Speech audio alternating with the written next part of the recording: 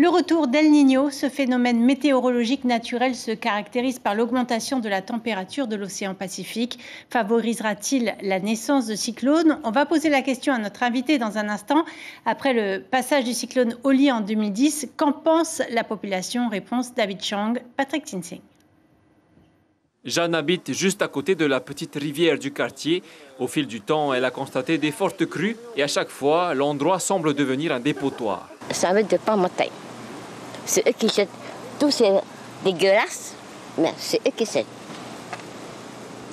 Et quand une grosse pluie qui tombe, ben, voilà, on est obligé de ramasser.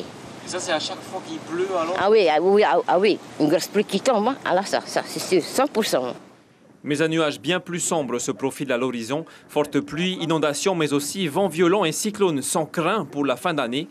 Dans cette zone, un nuage rouge signifie des températures plus élevées que la moyenne à la surface de l'océan. Et donc le début du phénomène El Niño.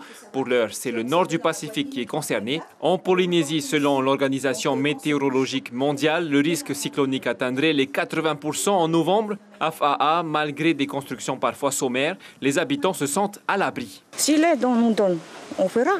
Mais si on ne nous donne pas, on va rester comme ça. Même pas de corde? Non. Pourquoi? Parce que nous, on a du code là pour protéger nos toits.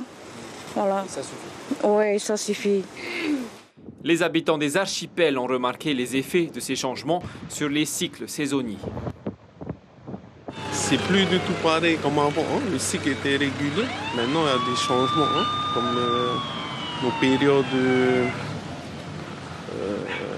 sur les cycles des poissons. Hein.